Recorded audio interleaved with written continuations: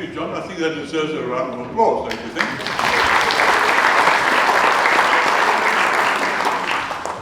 Now to introduce our main speaker, I think many of you have seen him on television. He's often asked to talk on particularly water matters, but he's a man of many parts, as a matter of fact. Professor Dr. Tony Turton is a professor at Free State University in the Center of Environmental Management.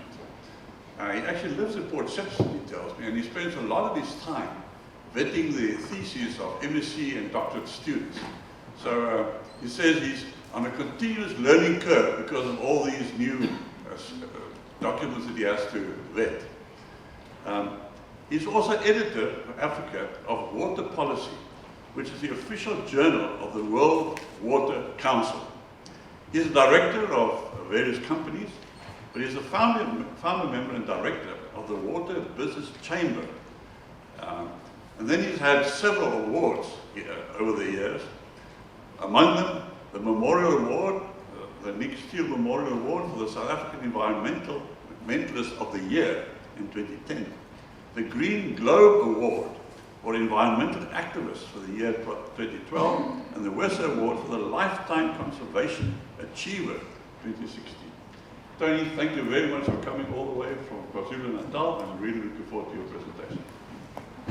Thank you very much, good people. It's always a privilege to stand before an audience like yours. I see not too many empty chairs, and I presume that's because the issues at stake are probably quite high on the list of priorities. And I'm very conscious when I get invited to a place like this of the role that I'm asked to play, and I found in my experience that I get called into local issues and they're very intense issues, and I don't know all the issues, and I get parachuted in and I look around with some trepidation in my eyes and what's going on here. And so I want to give you the assurance that I'm actually not an activist. I'm a scientist. I'm an inquisitive person. I'm a person that believes in our country. I believe in environmental matters. I'm a humble person, and I just always enjoyed learning about stuff. And as a very, very small child, I actually, my father was a hunter of all things, and I grew up as a son of a hunter on the Kalahari. And the Kalahari was an interesting place because at the age of 5, 6, 7, 8 years of age, I'd go spend nights under this incredible heavens above, with millions and millions of stars, listening to the roar of the lion and the hyenas and whatever. That's how I grew up. But what struck me was growing up in that place. The amazing thing about it was that in the Kalahari there was water. Water was an important part of the Kalahari. And from a very, very early age, I realized that water flowing through landscapes is important. And the Kalahari is in fact part of the Okavango. The Okavango is a subset of the Kalahari. And later on, I was exposed to the Okavango as a very young child. And I was amazed at what happens in Okavango and wetlands, and how wetlands work and how they function and what have you. And subsequently, as a soldier, I happened to be part of a force that fought a war up in the upper reaches of the Okavango. So I've understood the Okavango from a child, from a soldier, and ultimately as a peacemaker, and ultimately as a reconstruction and development person. So I've got quite a lot of time span over the Okavango. And the role of wetlands and how wetlands function and what they mean to society, etc. How the flow of water through the landscape has an impact on processes and things. That's sort of by way of a nebulous introduction. What I want to say to you today now is I want to talk about time and the implication of time and the implication of that on decisions that we make over time. And I want to take you back to a period of my own personal family history, which I know intimately, but you don't, so I'm just going to share it with you. I'm a 12th generation South African. My oldest relative came out with Jan van Riebeck, and he was the third person to be given Vryburger status on the Lisbeth River. And the reason why he was the third person was because the list was alphabetical, and his surname was Kluti, Jacob Kluti. And the significance of Jacob Kluti was, he was quite a profound guy. But he was born in a little village along the Rhine River, before Germany was Germany, before Holland was Holland. And he was born during a period of time of great global upheaval, the 30 Years' War. So he was born into the 30 Years' War, grew up in the 30 Years' War, and became a soldier in the 30 Years' War. The 30 Years' War was a period of great uncertainty in Europe between Protestant and Catholic. And he, as a soldier, he eventually had some big battle, and the village that he knew and grew up was razed to the ground, was destroyed. He was married with two children at that point in time, and he left his wife and 2 children, and to go find a better, safer place to go and live, and he went down the Rhine River. And he joined up with the Dutch East India Company, and he happened to be appointed to Van Riebeck's crew. And his job description was a hakbusskitter, so a flintlock gunner. So he was a rifleman, he was a soldier. And he was eventually the garrison commander at Klapmutsje, not very far from here. And his fate, interesting fate, because he was, after he'd been given Freiburger status, he went back to Germany. He's of German origin, not of Dutch origin. And he fetched his wife and son and daughter. And his daughter came back and married Willem Schalk van der Merwe on a given land at Hout Bay. Became one of the first farmers in Hout Bay. And his son went on to take over Groot Constantia from the then owner, Simon van der Stel, when Simon van der Stel left. So the Kloeties became involved in that. And then, of course, Jacob Kloetie, my oldest great-great-great-grandparent, eventually was murdered at the Cape Town Castle while the castle was being built. He was there on an inspection site, inspection tour, and he was attacked by someone and he was stabbed 32 times. But nonetheless, I've always been interested in where he comes from, and I've always been fascinated, and this is the nub of the story I want to tell you now. I've been to Cologne, and Cologne, I don't know if any of you have ever been to Cologne, but Cologne is a remarkable place, and the story about Cologne is relevant to what I'm going to tell you about here today. Because Cologne is on a river. Now, the Rhine River is not your river, it's many, many times bigger. The Rhine River starts deep in the heart of Europe, almost on the eastern side of Europe, and flows all the way through the west. And it flows through a valley, the Rhine Valley, and it's a very narrow valley, and there are mountains on each side. And because of that, it's been a waterway for trade and commerce. People have traveled up and down there by boat, but also soldiers have come up and down there. And human beings being what they are, they plunder and they pillage and they damage and they rape and they do what it is that they do. So that's always been an area of insecurity, security on the one hand, insecurity on the other hand. So in that Rhine Valley, you have the river in the middle. You've got these very, very narrow banks that are very fertile, alluvial floodplain, very, very fertile agriculture, grapes, wine, etc., etc. And then there's a road that goes down, because the road's got to be on flat ground, so it snakes its way through the valley, and then there's a railway line. The railway line snakes through the valley and it goes across the river at Cologne. And the significance of that river crossing is there's a big arch bridge there. And that arch bridge, I've been on that bridge many, many times, and as you come across the river, one is struck by what you see in front of you, because you suddenly see emerging a massive cathedral called the Dom Cathedral. And that cathedral is what I'm going to talk about now, because that cathedral took 850 years to build. 850 years. So imagine now the people that started building that cathedral, the person that drew the plan had no idea what it would eventually look like and had no expectation to eventually see the final roof being laid on that thing. And the person that was stonemason had no idea what would happen after the foundation was laid. There was no expectation that they would ever see anything but the work that they were doing at that point in time. And the significant thing is, as a soldier, I was always taken by the battles that were fought out in Europe. And one of the big battles that took place was at that very same place. There was a Panzer battle, because the Rhine River was the final frontier. As the Allied forces were coming up after the Normandy landings, as they were coming up, marching on Berlin, the Rhine River was one of the final barriers. And they wanted to cross, the Allies wanted to cross the Rhine River to get into the heartland of Germany, so they could march on to Berlin. And there was a big battle that took place. And if you know the place at all, you see this big cathedral, and there's a big open square, it's called a Platz, it's called the Domplatz. And right next door to it is a Hauptbahnhof, the main railway station. And in that railway station, there was a Panzer tank that was concealed in the shadows. and it fired its shots down the road, going past the front of that church. And that church, the first time I ever saw it, knowing that my oldest relative had come from that area, I felt a sense of connection. But then I learned about these Panzer battles, and one is struck by the fact that this church took 850 years to build and was severely damaged during the Second World War. Now, 70 years later, they're still busy repairing it, still to this day repairing it, but the church didn't fall down. And that's the important thing, is the institution of that structure. It's not just a church.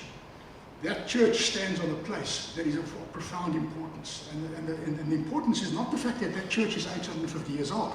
That's quite irrelevant.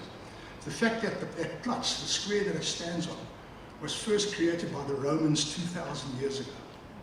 And on the one side of that Platz is a tikva. And a tikva is a well used by Jewish women. So 2,000 years ago, the Jewish religion was functioning there. And this tikva still functions to this day, 2,000 years later.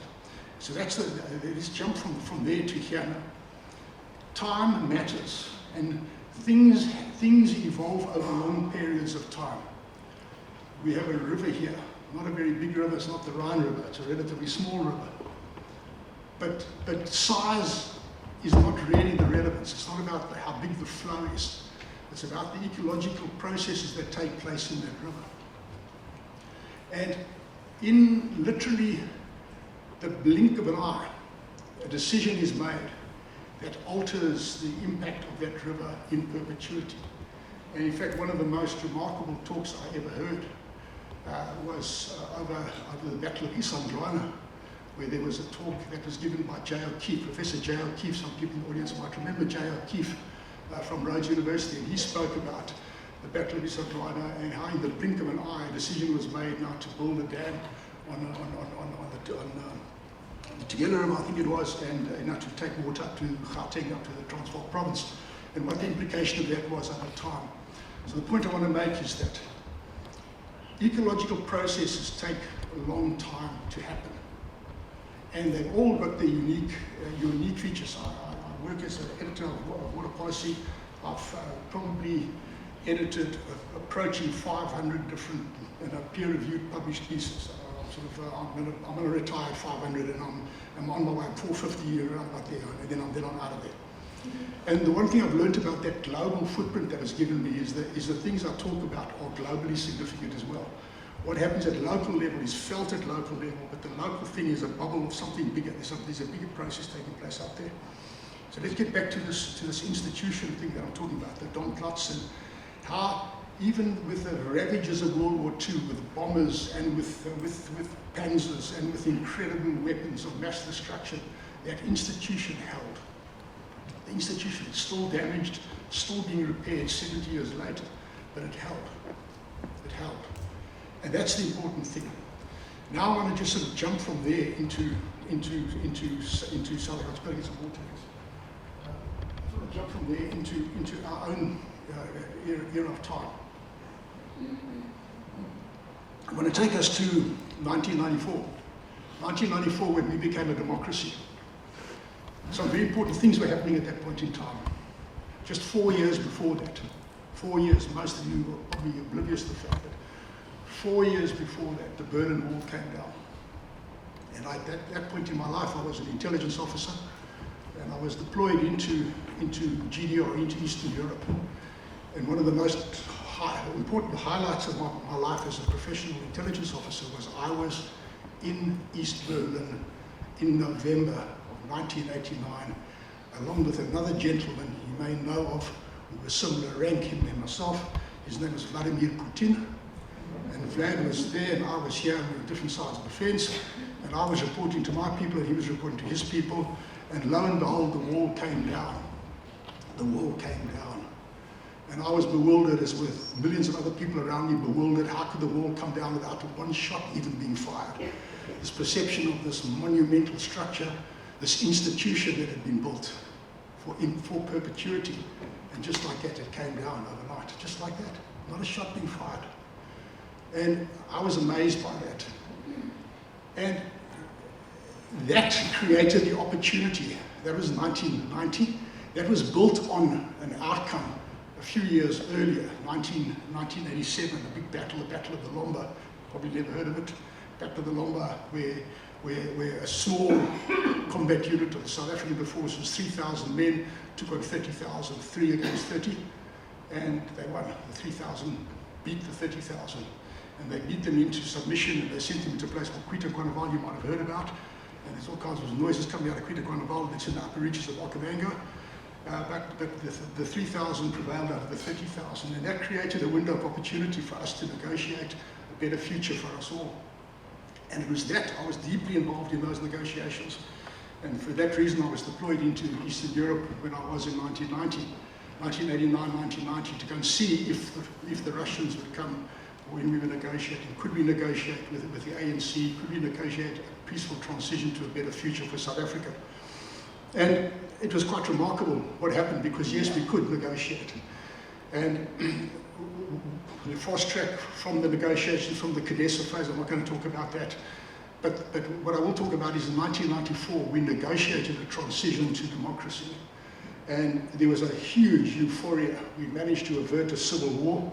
We'd managed to avert a crisis of monumental proportion, where people would have become internally displaced refugees, the likes of which we in our lifetime have not experienced. We managed to avert that. And there's lots of criticism for what we did, and lots of criticism for how it was done. But the people in the front line with the sweat and the blood flowing over their faces, they were the guys that did the work. They did the work, and they're the ones that are criticized. But the important thing is, when we transitioned to democracy, it was a peaceful transition, but there was a fundamental shift of the rules of the game. The game changed.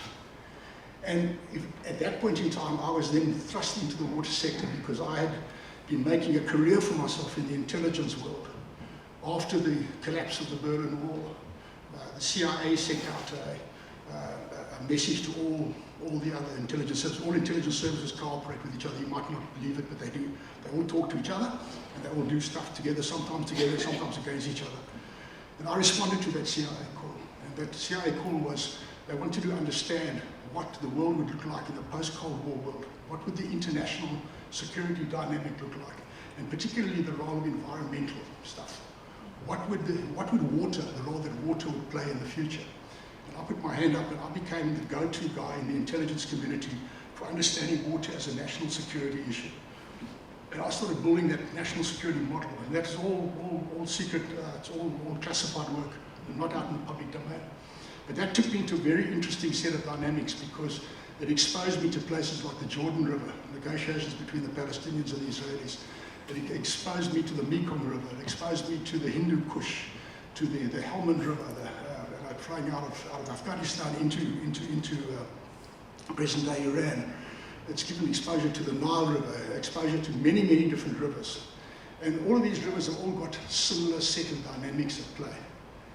But the important thing is, in 1994, when we negotiated that transition, there was a vested power base in South Africa. And that power base, it was very, very competent, very, very skilled, very, very white, and generally aging. And there was a deep body of knowledge in water affairs, Department of Water Affairs, about how to manage rivers. And this was controlled by engineers. What is known as the discursive elites were engineers. They had done incredible things. I mean, they had taken South Africa from 1960, when we became a republic, when we were still just a mining economy and some kind of agricultural economy. Those same engineers had worked hydraulic miracles by building dams from 1960 until about 1980s, late 1980s. There was a dam building era in South Africa. And they transformed this economy in a fundamental way. They fast-tracked this economy, and they modernized this economy. And they converted the South African economy into a modern, vibrant, integrated economy, but an industrial economy. And in fact, from those decisions that they made, they created the motor car manufacturing industry in South Africa, which didn't exist. And that had all sorts of knock-on effects, because now we needed all high-quality steel from ISCO. We needed all sorts of different products that were now increasingly made in South Africa because of the decision of those engineers. So they did remarkably good things. They really did. They connected the rivers together, but they were in control. They were in power, And suddenly in 1994 now, that changed. When the National Water Act and the Water Services Act was negotiated against this background, because the incoming ANC was they perceived themselves as a victorious liberation movement, and they wanted to fundamentally change South Africa. So there was a revolutionary mindset. And that revolutionary mindset said, we've got to change everything. And what they wanted to do, they said, that because the Kliptown Charter that they wrote, the Freedom Charter, said the people shall govern. So they said the people shall govern. Now, what does that mean to say the people shall govern? What does it actually mean? So in the context of water, they said they're going to democratize the water resource. And they separated water services from water and pipes, from water resources, water and rivers and dams. But they then did a couple of very important things. And the one thing was they said that there's no more water rights, no more rights to water, except the right to the vegetation that lives and the ecological processes in the river, the reserve. The reserve became a fundamental part of the National Water Act, and it was, if I'm going to use the word advisedly now, it was revolutionary. It was globally revolutionary. People all over the world were just amazed that South Africa had said that the river has a right to its own water. And the significance of that is profound, because as a result of that, the next thing that the National Water Act said was it mandated a thing called the National Water Resource Strategy. And it said that every 5 years you will do this National Water Resource Strategy. And that's the purpose of that strategy, is to take a high-level assessment, make a high-level assessment of the water available across the entire country. You've got to measure with the most accurate instrumentation you have and say, right, this is how much water we have available. And then you've got to compare that to what the demand for water is. And that's got to be balanced out, because the expectation, demand always exceeds the available supply. And so I had the privilege of being involved in that National Water Resource Strategy #1, and I see Peter van Rietveld is here as well. You were involved in that thing as well. It was a remarkable process. It's the first time that had happened. But what was remarkable about that process was the fact that it wasn't only engineers driving the system. It was now a whole bunch of other people. And I know the engineers, they looked and they were like, were a little bit perplexed about the greenie beanies, a little bit perplexed about the ecological people, about the people, the social rights people, the human rights people, the gender rights issue people, all this kind of stuff. Suddenly they came to the fore. And there are a couple of important players that happened at that time, and I hope I can remember all of their names, but I don't want to forget anyone. But there were some very important players. There was a guy called Brian Davies and Jenny Day from the University of Cape Town, UCT. And they wrote a book called Vanishing Waters, which played a very, very big role in the formulation of the National Water Act and the ecological reserve in that National Water Act. And they produced a protege, Kate Snadden. Where is Kate? He's here today. Okay, Kate's a protege of that period of time, Davies and Day. And so that knowledge is very, very important. And one of my mentors was Brian Davies. And Brian Davies was an incredibly good scientist, but he also had an activist in him. And he believed that it was a crime against, not quite humanity, but crime against nature to rob a river of its benthos.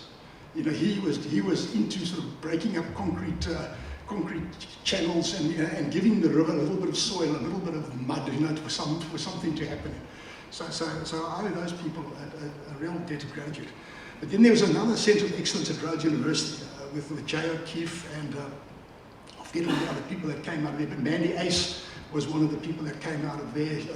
She's got a company, a consulting company called Laughing Waters. Lovely name. I used to call it Mini Ha, because it's just such a lovely, happy sounding thing, Laughing Waters. But this was excellent stuff that came out of there. And this was the time when we started looking for the first time now at ecological rights and ecological, what it meant to society. And if you go back to the National Water Resource Strategy #1, what it said to us was something profound. And I'm going to share that with you now, because I think we missed the boat at that point in time. It was published about 2002. It was, in my opinion, the single most comprehensive study that's ever been done in South Africa. Our scientific systems were still intact there. They've subsequently fallen apart. When I say fallen apart, if you look at our river telemetry systems, these are the data capturing systems in the different rivers that send data up to wherever, the internet or the cloud or wherever it goes to. In 1994, we lost 25% of that capacity. If you look at the number of instruments over time from the 1930s when they started putting them in, until 1994 there was a general increase, and in 1994 25% of the capacity was lost, and thereafter it's been declining, and we're at a point now where we've got about 20, so we've got about a similar capacity now as we had in about the 1920s and 1930s. In terms of river telemetry, actually measure real-time measuring of stream flow and accuracy of that data. So the 2002 Water Source Strategy #1 was a terribly important document because it was the last time that we have had high quality data. Really, probably I would argue the best quality data we'd ever had in the history of South Africa. And I'm just going to summarize, it's a very, very thick document, but what their findings were that of the total volume of water that we had in South Africa, we'd allocated plus minus 98% for use, 98%. And some of the river basins were over allocated by as much as 120%. So effectively, the National Water Source Strategy #1 said that South Africa had all but run out of water, because 98% is as close to 100% as we can accurately measure.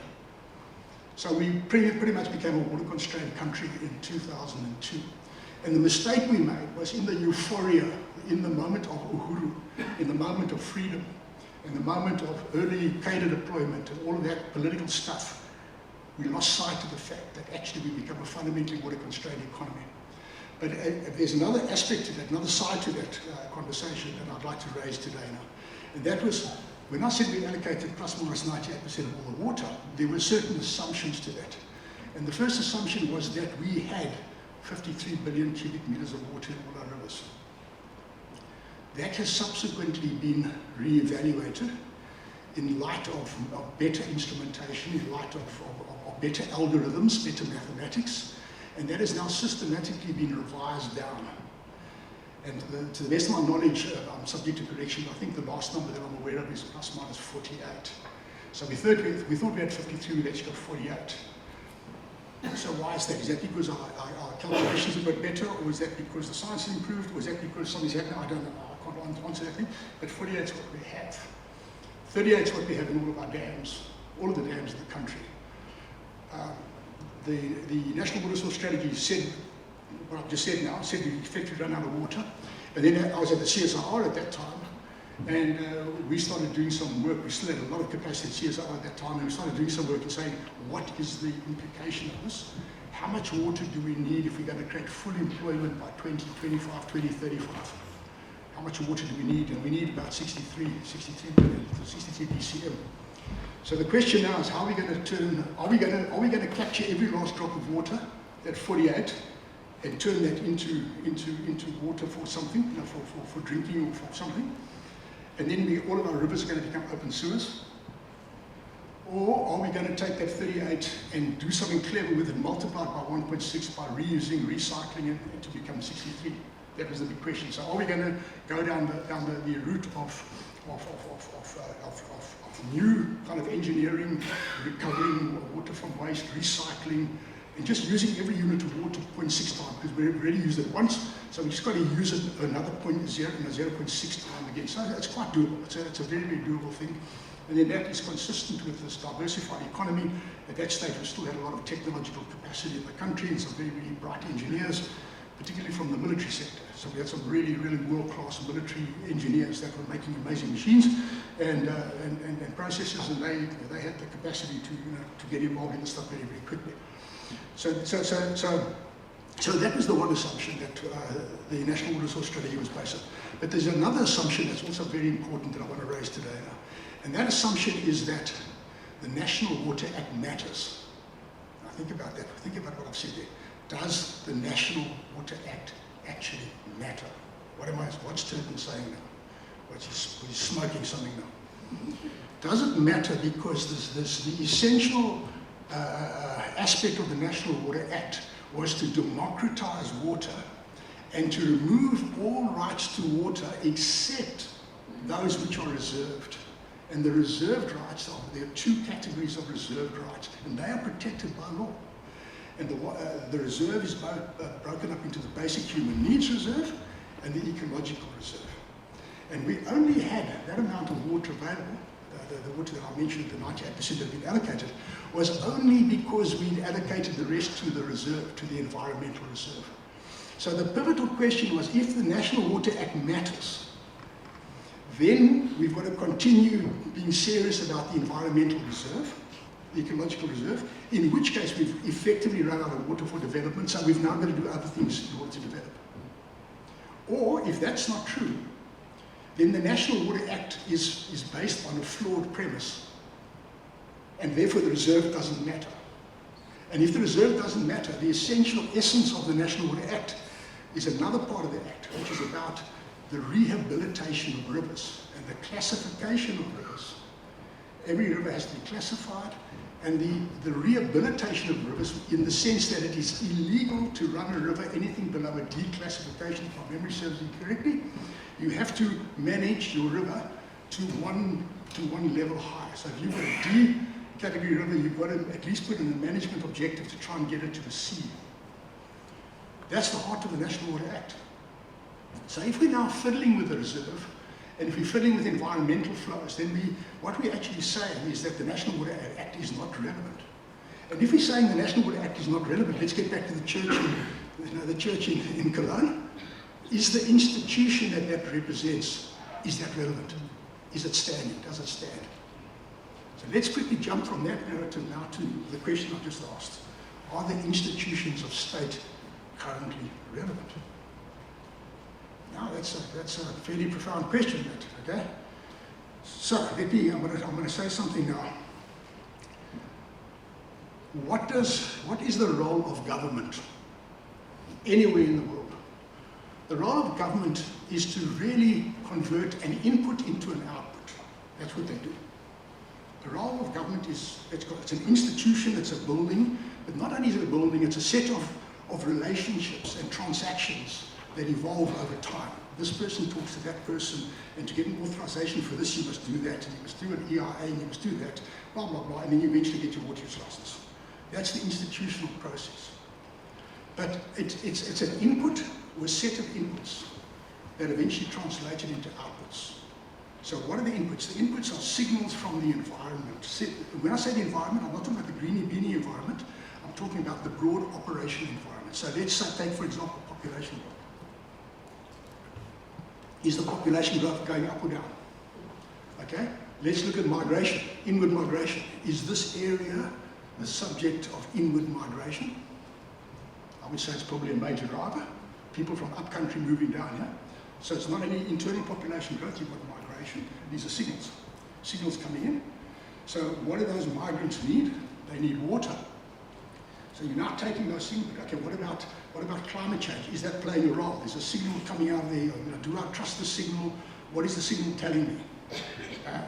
All of these many signals. What is the political stability like? What is the party political rivalry like? All of those things are signals that come into that box, that black box of government. And they convert those signals into outputs. And what are the outputs? The outputs are policy, strategy. This is what we're going to do. This is the strategy. This is the objective. We want to get there. This is the strategy. How are we going to get there? This is the policy. That's the instrument that's going to take us from here to there. But not only do they make an output that is a policy-related output, they have to develop a plan, an action plan, and they have to develop a plan that is fully resourced in terms of money and other resources, people, human capital, intellectual capital. How many smart people are there? Have you got the right people in the team? And I get back to the 1994 transition. The 1994 transition was so remarkable because we had such a depth of human capacity in South Africa. Incredible depth of human capacity. In fact, I would go so far as to say, having been an insider in that CADESA process, an invisible guy in the background, but with deep sort of penetrating eyes, the thing that set us apart then was we had resilience, we had intellectual capital, we had the ability to work across silos. We had these depths of incredible intellectual capacity, people that could understand stuff, people that could design missile systems or whatever, but they could also rapidly turn that into designing, a system that can measure real-time water flows, etc., etc. So we had this incredible adaptability. And in fact, I linked up through the CIA process. I linked up with some very interesting people. And one of them was a famous Canadian professor who wrote a book on ingenuity, a guy called Thomas Homer Dixon. And Ted Homer Dixon wrote a book on ingenuity. And he found out that ingenuity happens on the cusp of chaos, and boy, were we chaotic. We were chaotic. Ingenuity happens on that cusp of chaos. And it's on that cusp of chaos that you get stimuli, signals coming in. You can interpret those signals very, very fast, or you can be overwhelmed by those signals. And because we could mobilize the human capacity, we were not overwhelmed at that time. We transitioned from one thing to another. We went through a revolution in a relatively peaceful way. And a revolution is a fundamental re-altering of the architecture of power and control. Fundamental. And it's sweeping aside those institutions. Getting back to that church in Cologne, that revolution that happened, the 30-Year War, that church still stood. The war was about churches like that. You're either a Catholic or you're a Protestant. That church stood. That prevailed. So the question now is, will the institutions of state prevail now? Now let's just expand that argument a little bit more. And let's say, right, those of you that follow me in any way will know that I talk about a couple of things persistently. The one thing is a thing called the fiscal cliff, and the other thing is state failure. Okay, so let's quickly talk about those two things. So a fiscal cliff is one of the logical outcomes of a failure of the state. What is a failure of the state mean, and why am I interested in state failure? As an intelligence officer, I was interested in how we can transition from a white minority rule to a majority rule situation in South Africa in a peaceful way. I was interested in that, but I was also interested in understanding those processes as process. I had an intellectual interest in it. And one of the things I was interested in was Zimbabwe. Is Zimbabwe a failed state? And I think most people will say, gee, Zimbabwe is a sorry state. But Zimbabwe still exists as a state. So even though it's failed and broken, it still exists. And it still kind of functions, doesn't function as well as it could, but it still functions. So when states fail, they still exist. They're like zombies. They're like a zombie. You've got to get a wooden stake. And you've got to put the wooden stake through the heart to get the zombie out of there. Because the zombie state still exists. And that's what's happening in South Africa now. We have clearly got state failure, clearly. And I'm going to get back to the National Water Act now. When the National Water Act was drafted, the certain assumptions in that act were so profound. The one assumption was that there's technical competence going to be distributed throughout society because of the decentralized way that decisions were going to be made about water.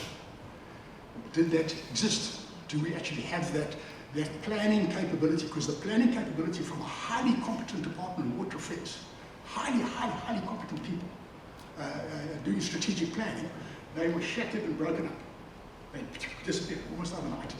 And that role was now transferred to the municipalities that had never ever done that work before. So you now have, this is a radical change.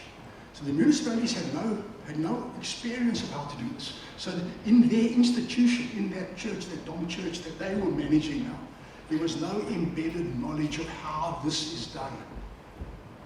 There was no sort of book to go back to. This is how we did it 10 years ago or 20 years ago. So those transactions that used to take place, they just never took place in the municipalities. It just didn't happen. So they were broken up in the central water affairs, but they weren't reconnected somewhere else. So you now have municipalities responsible for this long-term planning, but they had no experience of it. But then, of course, more importantly, you now have this policy of cadre deployment kicking in. So cadre deployment says that irrespective of your skills, the only reason we want you there is because you're loyal to us, our party, ideology. Ideology will trump all technical knowledge. Now, in any input-output model, I mentioned the inputs of government, the signals coming into government, being converted, being interpreted, and being converted into outputs, policy, etc., etc. But the input-output model, if any of you know, and you're all educated people, so you will know, there's a feedback loop. And that feedback loop will constantly tell you that the inputs you are seeing, if they're good inputs, they're positive inputs, then it'll feed back that what you're doing in your policy here is correct, continue doing that. That's a positive feedback.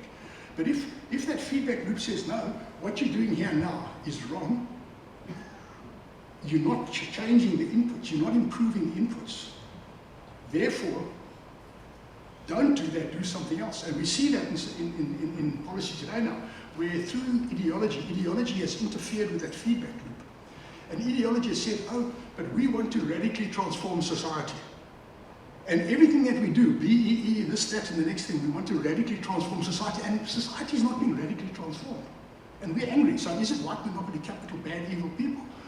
Or is it just because our ideology is intercepting that feedback loop, and it's making the feedback loop malfunction? So we put in a policy called ASGISA, Accelerated Growth and Redistribution, and that fails. But because it fails, I mean, I remember when ASGISA came out, I was at the CSIR at that time, and the CSIR, some senior fellows at the CSIR were called into a confidential meeting with senior government ministers, and they were very proud. They trotted out ASGISA. And I sat next to Bob Scholes. Many of you know Bob Scholes, a very famous South African scientist.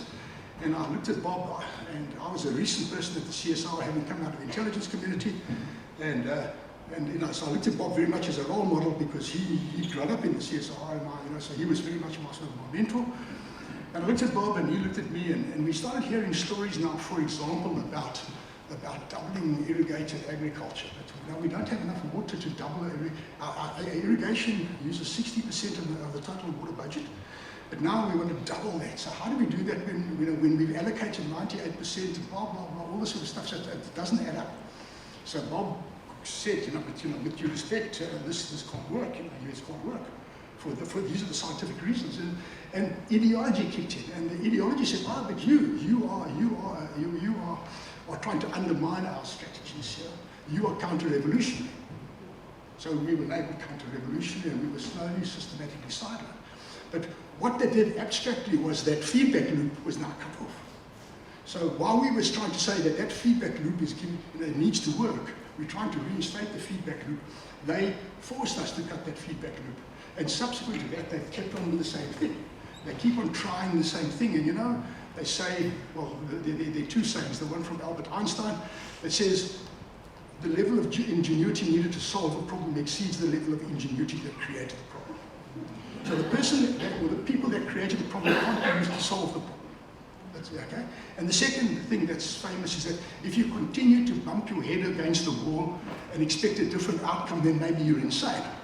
That's the definition of insanity, and that's what we're doing here now. We're trying to do the same thing. So let's get back to state failure. And here we're in a very comfortable little Western Cape, lovely place, you put your head above a barrel, because I'm out there. Oh, the poor case again is, Gauteng and Limpopo, no. Okay. We don't want that here. Look, potholes. My road is so potholed. I drive on the pavement because I promise you that the road has got less tar than potholes. So coming out of my complex in KZN, we now drive on the pavement. So there's a clear spur, a middle monarchy pot, on the pavement, and that's just how it is. That's the only way we can get into our house. So the state is clearly failing elsewhere, but there's a perception that it's not failing here. Babo. Okay, so let's. I'm not here to be arrogant, or I'm not here to point fingers and to anger anyone. That's not my point. I'm not here to accuse. I'm not here to blame anybody. I'm just here to maybe give you a bit of a shake-up. A bit of a shake-up is, let's ask the question, why have you got such an implosion of people moving down here? Is there a reason for that? There's a push factor. Why are people getting away from Limpopo and Gauteng and the Free State? Because of chaos, because of the coming chaos. And where are they going to? They're going to the bubble place. They're going to the place that's lacquer. And this is one of those places that's beautiful. So you're being overloaded with that stuff. So that stuff is coming into your back door, and the people that are coming are wealthy enough to make a difference. But they are the product of a process, and that process is pushing them, and this place is pulling them. So there's a push factor and a pull factor. And the local authority is very important government, because in democracy it's at municipal level that the rubber hits the road. That's where the state meets society, at the municipality level. So I've been doing a lot of work. Last year I did a roadshow for Investec, where I had to meet a bunch of their high net worth individuals, and one of the places we met them in was George. A beautiful place. I mean, it's just what a little bit of heaven on earth. Just beautiful. You don't get better than George. Probably this place is not very far behind it, but it's a bubble. Now the question is, what is driving that process, that drive, the push factor and the pull factor? Oh, it's yes, state failure. So let's sort of zoom out now and let's sort of talk about state failure. Central to our democratic transition in 1994 was a thing called the social contract. The social contract where society said, we look to you as government and we contract with you, government. We give you the right to tax us in return for services which include security, water provision, electricity, roads, refuse removal. You give us those things, we give you the right to tax us. That's the social contract. How's that social contract being run outside of the bubble? Not in the bubble, outside the bubble. That's breaking. Right now I'm an expert witness in a couple of court cases. One of them involves sewage. Mafia that goes and destroys sewage lines. And they create a problem, they divert the sewage through your commercial property, and then lo and behold, they come along and they offer you a sewage pump that they will rent to you. And there's one guy that I know makes something like, I think, 3 million rand a month by doing just that. So this is happening out there. It's not happening here. But the social contract is now being so tested out there that it's going to eventually impact here. And one of the things that's happening out there is just very recently there was a landmark ruling, Red flag this ruling and go and read up about it. The ruling was that the government does not have the sole authority, or they don't have the sole monopoly to provide services. If they are unable to provide services, society has got every right to procure those services from alternate service providers. So what does this mean? What does this actually mean? Now, ex-intelligence officer sees signals out there, is this important, is it not? I think it's important, it might not be, but I think it's hell of important. Why do I think it's important? I think it's important because if I ask a question now, does anyone here think that Eskom has failed? Eskom has failed. Do you still have electricity in your house? Sometimes, but some of you have got solar panels, and so although Eskom has failed, we've carried on. Why? Because the vacuum has been filled by civil society. But coming out of the Eskom failure has been one fundamentally important issue, and that is the creation of independent service providers. So the breaking of the monopoly of Eskom is coming. It's happened. They haven't yet said it. There hasn't been an announcement that Eskom monopoly broken, but it's broken. So independent service providers are coming not because by design, but by default. And the same is happening in water services. Water services have failed, and exactly the same. You're getting independent service providers that are going to come out. These forces are so powerful that they are overwhelming national government, they are overwhelming provincial government, and other than in the Western Cape, they are overwhelming municipal governments. So now the question is, the social contract that I mentioned, let us not be arrogant in our assertion that because we are the local authority, that we have got the God-given right to rule. Listen to the people, because the people have knowledge. The law says you must do that. It's the essence of the National Water Act and the essence of the Water Services Act and the essence of NEMA and all of these environmental things. Listen to these people. And just because you aren't being prosecuted doesn't mean to say you can't be prosecuted or you won't be prosecuted. Listen to the people, because if you don't listen to the people, ultimately you start losing legitimacy. And I'll go so far as to say that one of the things that's happening in South Africa today now is, besides the fact that the state is failing, and the state is failing like a domino. Okay, the state is failing like a domino, and ultimately it will just overwhelm the whole system. And unless that is arrested, no matter how strong the outer wall of your bubble is, it cannot resist that. So I'm just going to wrap up. I have sort of 5 minutes of time, okay? So I'm going to wrap up by saying that yesterday I was shown around this place. And whenever I come to a place like this, I learn very rapidly about what's going on. And what I've seen in this place now is quite remarkable. I see a river, very, very important river. Small, but very important, ecologically important. a central part of the value of real estate adjacent to the river. No question about it. I've seen the construction of a dam. As dams go, with deep respect, it's not a very big dam. I was a speaker at ICOL, the International Commission of Large Dams, about 2 years ago, and they're talking about really, really big dams. This is a farm dam, as far as I'm concerned, but it's an important dam. Getting back to that decision about the blink of the eye. The blink of an eye.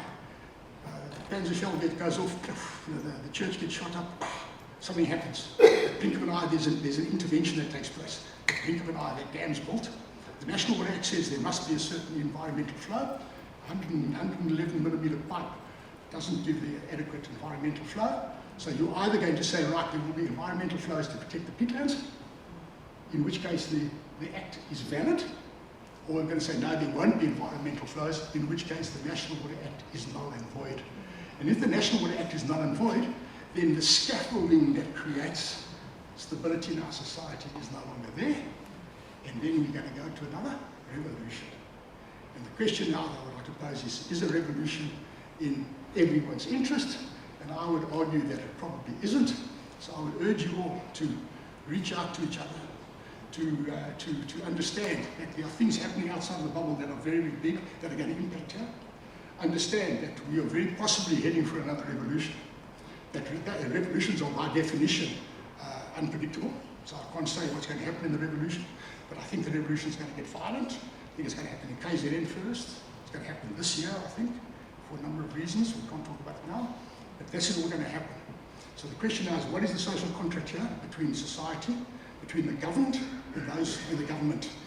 What is that social contract? What's the status of that? And ultimately, what is the role of deep knowledge that you have in pockets in the local community? And what is the role of those peat beds? And frankly, I've travelled quite a lot in South Africa. I actually haven't seen too many other peat beds. I'm actually not aware of too many others. The only other peat beds I'm aware of are the Mpumalanga coal fields, which are peat beds that have turned into coal. I don't know actually of too many others. So I think it's quite a unique feature in your local environment.